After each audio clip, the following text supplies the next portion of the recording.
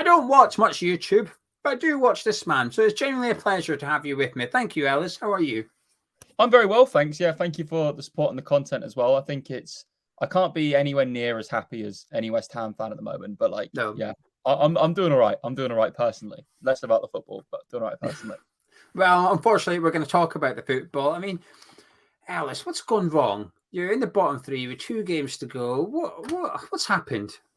See, every week, it's sort of my perspective flips, right? So it's it comes down to just a complete.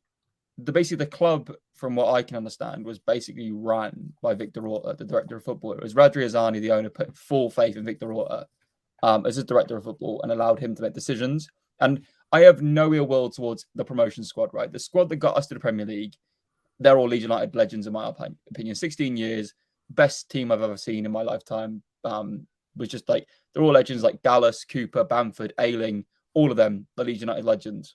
But the squad needed strengthening. It needed last year, and we did strengthen, but we've just, I don't know, it's not been smart. No decision has been smart from us financially, other than Yonto is a smart financial decision.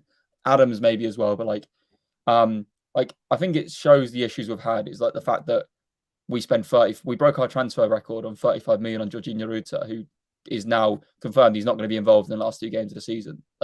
That's how bad that transfer was. So it's just been awful transfer-wise. And I get, it happens, right? But, with better planning, this wouldn't have happened and we wouldn't be in this position. So, yeah, I think we've also just gambled on a lot of high-potential youngsters rather than going for people who are going to keep us in the league. So, we'll see. Weirdly, I'm quite happy you got to the final because, although to be fair, when we got promoted from the Championship, we turned up off a 48-hour bender and then beat Derby anyway. So, your team's obviously going to still want to win. But what I will think of it is because you have a final now, my perspective is now your players aren't going to want to get injured for that. So 50-50 challenges and stuff like that, when we're fighting for our lives, if we don't come out of the game on Sunday with a win, then it's on. There's no bigger incentive for the players right now. They know going into a 50-50 challenge or anything like that, the people they're going in with aren't going to risk an injury. They're just simply not. So we've got that going for us. And especially when managed by Big Sam as well. I'm sure he'll be instilling that in them as well. I was going to ask you about what your perspective was, because you could look at the other side, which is the boys are on a high. So will that not give us confidence and momentum? Or are you hoping that we rotate our team quite heavily as well from the team that played? And obviously the rotated team got beat comfortably last weekend by Brentford. The one thing I will say, though, when you said that your boys went out on a bend and got beat, and then you beat Derby, you did also have someone spying.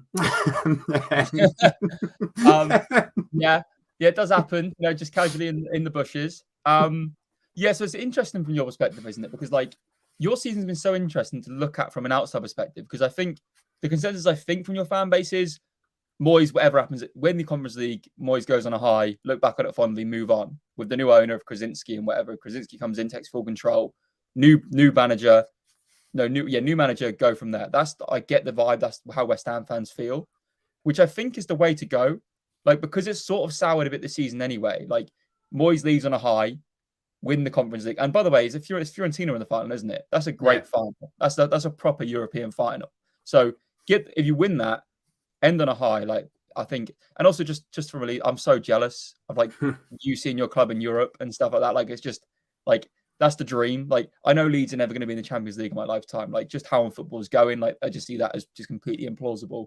But the Europa League and the Conference League, they're slightly achievable, right? So, for me, just congratulations on the season, even if it's been probably way more stressful than you anticipated in terms of you're out of it now, but what you thought was going to happen as well. Yeah, I mean, I quite like not being able to get in the Champions League in a weird way, because I think you lose a lot of the romance. Do you know, if you're Man City, you lose the semi-final, you go, it's all right, we'll just do it again next year. And I don't want to get to the point where I take things for granted like that, where you're just not bothered about winning the Carabao Cup. It's it's the worst one of the lot. We've got other priorities. And I quite like the special occasion that comes around with Cup and the glory and just the hope that comes around. It's inevitable heartbreak arrives as well, but just to win a trophy. And my ambition for West Ham, if you like, isn't actually to see us in the top 4. It's to see us become a bit like the English Sevilla, just a club that goes about their business, winning cup comp, the league, bugger it. We're not going to do it. We're not going to worry about the top four, but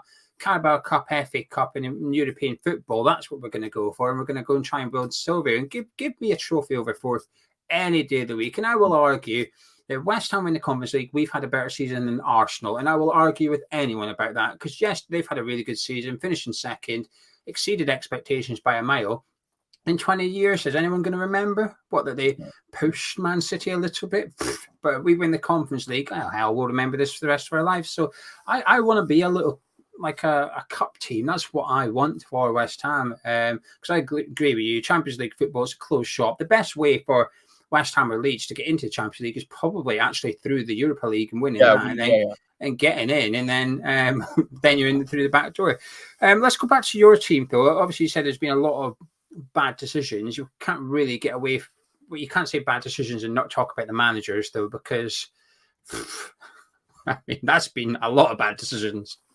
Yeah, so it was weird because Javi Gracia came in, and I think we won 2 of our first 3, and it was like, oh, this is logical. We've brought a manager in that doesn't just want to, because like Jesse Marsh, like lovely guy and whatever, but he was a motivator for me. Like I know from what I've heard from behind the scenes and whatever, from what I do, like he was just the players saw him as a motivator. They didn't see him as a tactician. You can't just be a motivator in the Premier League anymore, which is weird because we've sort of gone for the ultimate motivator now.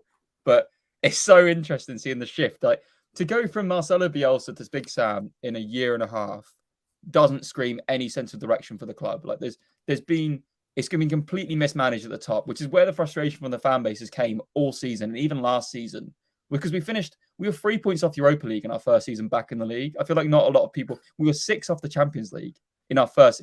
I might be wrong on that. I'm pretty sure though.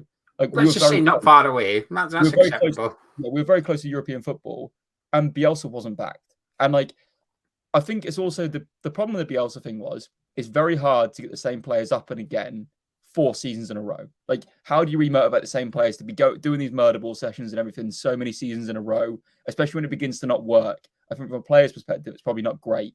Fans love him still and whatever. Then the replacement of Marsh wasn't a natural successor. And then we went to Gracia, who was almost a bit more like a Bielsa manager, but not really. So, like, no manager we've appointed. And then to Big Sam again now. Like, oh, by the way, I absolutely love that we've done that. I just think it's so funny. And also, he actually seems like a nice enough man. So that for me is all right. Maybe West Ham fans don't think so. Yeah. But either way, like no manager appointment. We've had 4 managers in the last year and a half, and none of them are even similar to the other one. So what on earth is the planning or the process behind it? The Big Sam one I sort of get. It's like you've got 4 games to go. This isn't working. Just try something. It's a roll of the dice, isn't it? It's just the reality is as well. We should have beaten Newcastle. We gave away 2 stupid penalties, missed one of our own. Like we should have beaten them, even if we did whatever. We created enough chances to do so. Like so, it's also we should have beaten Leicester as well. Like before Gracia even got sacked. Like the Leicester game, where the Bamford miss late on, and there was a miss from Aronson just before that, and a miss from Rocker just before that as well. Like we should have won that, and then the 2 games we should have won would be safe. Yeah. There's like probably about an 80% chance we go down now, and I think, to be honest, maybe the club needs it. As horrible as it is to say, like, and obviously I don't want to go down, and people are going, oh, what's he on about? But it's rotten. Like there's rot in the club that needs to go. So like, how you change that is like with a big reset is and the risk of it. You see Burnley, it's worked perfectly. With Norwich and Watford, it's not. So there's the risk if you go down and you stay there. But if we went down and bounced straight back up, we've got a lot of high potential youngsters that would do better in the league below, would see more of a return on the investment on them. It's a shame how quickly this nice fairy tale we've had has soured, which was always going to happen, but you just didn't expect it to happen so fast. I think it's more of is fans are sort of coming to terms with the reality of the Premier League and that we're not who some of the fans who have been around for a while think we are. Well, I was going to ask if you think you're going to go down. You give me that answer, 80% chance. So I'll take that as a yes. Going down though, do you have faith in your current ownership? Because when I'm just outside looking in. Obviously, the Leeds documentary came out, and I thought they came across impressive in that your current owners, and I thought they did. Bar having Dan James in the office with his shirt, and then not happening. But apart from that, I thought that but I'm very aware that it's meant to appeal to people like me and go, hey, look at Leeds United, look how shiny it is, kind of thing. And then with Bielsa, it looked ambitious. You got promoted, and I thought, wow, they're doing good things. But then it might have been Orta that's been dismissed, but that was doing it. But I've seen, he's messaging people on Twitter like, oh yeah, we've made the wrong error hiring Gracia. And I don't think he'd even officially announced he was sacked at that point. I just thought, what on earth is going on here? You've got like someone in the boardroom at Leeds messaging a fan saying, sorry, it's my fault. We shouldn't have hired him. And I thought, like, what? Like, just like amateur hour. I think the thing is as well with the documentary was it was made by 11 Sports, who Radrizzani, our owner, owns. So it was never going to paint him in a negative light. See, I didn't know that. I think it's in collaboration with 11 Sports at very minimum, but like, yeah, it was very PR heavy. It was almost like a fluff piece for the club. And don't get me wrong, I love it. Like the day we get promoted and because the fans didn't get to be there. And also, I'm aware of the hypocrisy of me sometimes. And I think even like some people in the club think it as well, like because I'm very vocal on Twitter. I have a job which requires me not being at Ellen Road most weeks. So like they're like, oh, he has an opinion, so passionate, but he's not there. I'm like, yeah, but that's because I pay my bills by not being there. One day I'll settle down. I'm on the season ticket waiting list anyway, but that's just how it is, and that's the reality of my situation. But it's soured so much this season, just in terms of the fan base. Like the abuse Bamford was getting the other week is ridiculous because he missed people being vile about it. And it's not just him. There's a lot of the squad have got it this season. Like one of the senior players at the club blocked me, even though I never tweeted about him. I think just because that's how sour it's got in the club. Like, because I tweet something negatively about a result, like I got blocked by one of our players on Twitter. I was like, that is mental. I've never dug him out personally. But it's not gone well. But part of me thinks, right, we win one of our last two. Whether Everton have got quite a nice last two, and I think Forest have a decent enough last two as well.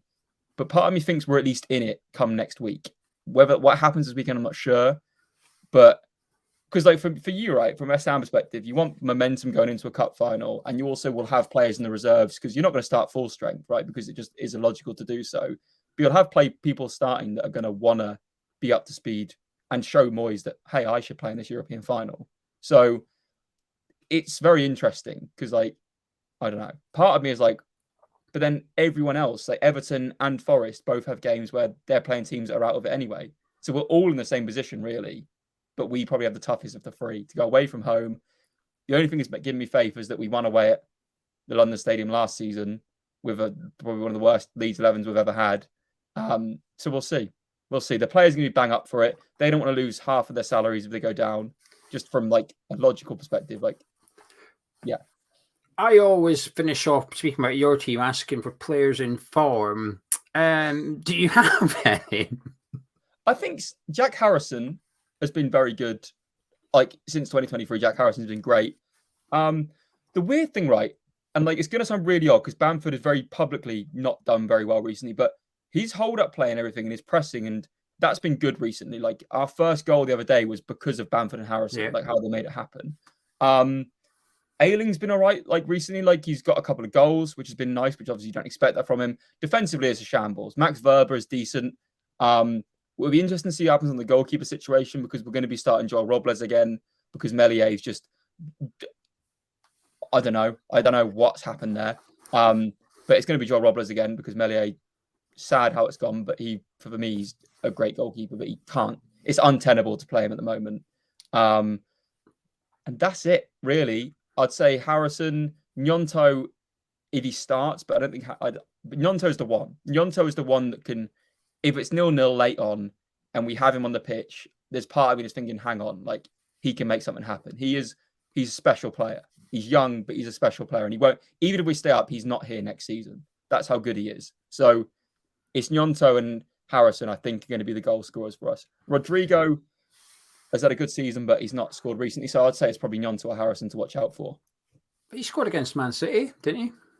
Rodrigo, yeah, he did actually, but he didn't start, I don't believe. No, he came on and got that goal. It was a bit of a consolation goal, but it certainly spiced it up for a few minutes.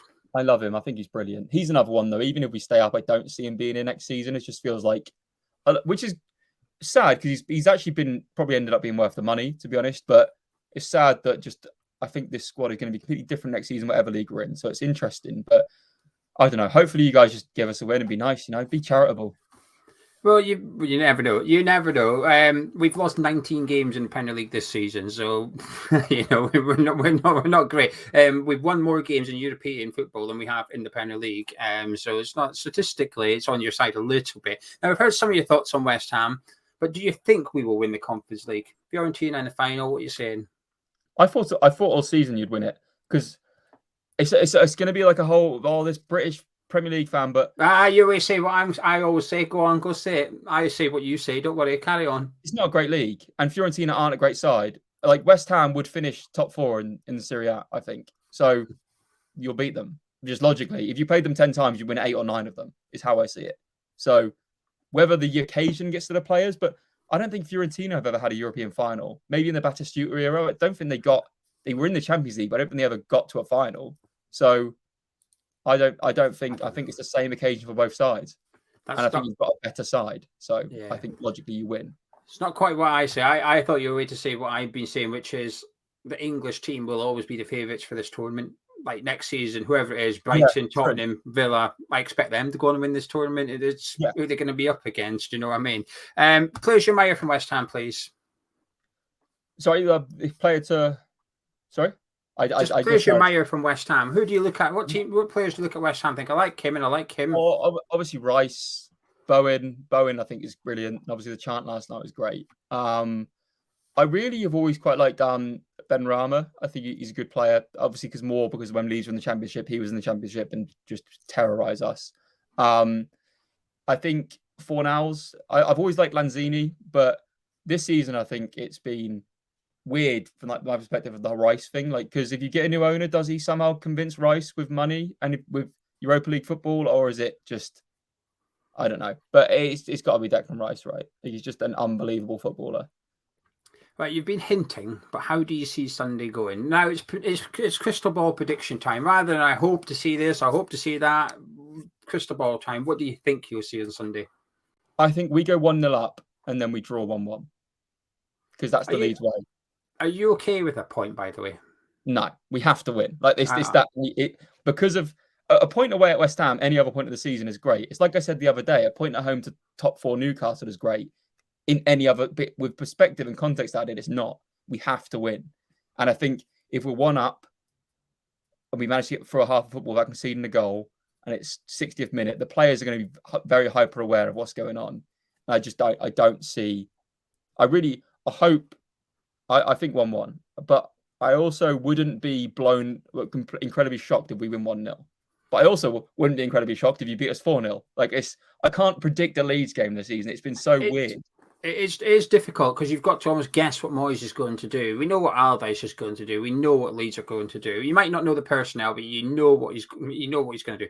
But with West Ham, it's a little bit difficult. Moyes did his press conference earlier and he was hinting about rotating the team a little bit, alluding to the fact he did against Brentford. And I think he will. You know, the boys have just played a tough game on Thursday night to win the semi-final, get to the final. But it's going to be a bit of an occasion. It could be, at the minute, we don't know. There could be about 5 or 6 players leave. This could be Declan Rice's last home game for West Ham. It could be. I think all West Ham fans are expecting it to be. We're hoping it's not, but I think we're all expecting him to wave goodbye on Sunday. But not only that, we've got Fabianski, who'll probably be in goal. At the minute, he's out of contract. Sufal will possibly be right back, out of contract. Obona might play at centre-back, also out of contract. Lanzini probably won't play, but he's out of contract. Creswell's out of contract. Now, I expect some of these to get new deals, but at the minute, there's been no word from the club. And I think it possibly depends on if we have European football next season or not, because we need a larger squad, whereas at the minute, without European football, it probably needs trimmed down by 1 or 2 players. So it could be a special occasion on Sunday, which I think plays into our hands a little bit, but yeah. We were crap last week against Brentford. Honestly, Ellis, when we rotated a lot of the players last week against Brentford, and we were rubbish. We were not good whatsoever. And if he does go with some strong players, like you said, there's going to be players that goes, oh, hang on a minute, I don't fancy a little bit of this. And Allardyce will know that. Allardyce will have your players turning up for a physical battle, and he's got a point to prove against West Ham. Allardyce does. He didn't have a great relationship with the fans. He disrespected us a lot. The pinnacle of it coming when we beat Hull 2-1 at home, but the football was terrible, so everyone booed, and he just cupped his ear at the fans and say, what are you all complaining about? We won the game. But it was like, do one, will you? And by the end of the tenure at West Ham, it was a really toxic relationship between him and the fan base. People just wanted him gone, full stop. And so I think you might have a very motivated manager. Can I get a score prediction, though, from you, please? 1-1. To be fair, right, I thought about this the other day when I was walking across the street. I was like, one of the games we haven't won this season, we should have won. We should have beaten you at home. We actually played very well that game. And Gnonto put us 1-0 up from what I remember, and then you equalised. But I remember we should have won that, which is just, it doesn't really matter. We didn't win it. We also completely different manager, 2 managers ago that was, so we'll see. I'm going to go 1-1. I think it's probably the more, I didn't realise it was Rice's last home game. That's annoying. That's a nice. He's not going to leave on a loss, is he? Well, Ellis, thank you very much for joining me. If you guys at home don't know who Ellis is, where have you been? The link to his description, his channel's in the description, and his latest video, which came out last night on Friday night, will be on your end display in about 4 seconds. Click on it, go watch it. It's really good general football content. But Ellis, thank you very much. No worries, and thank you, and best of luck for the Conference League final, but not for Sunday. Of course. And if you guys at home have enjoyed the video, please do drop a like on, subscribe to the Hammers Chat, and I shall catch up with you in a bit.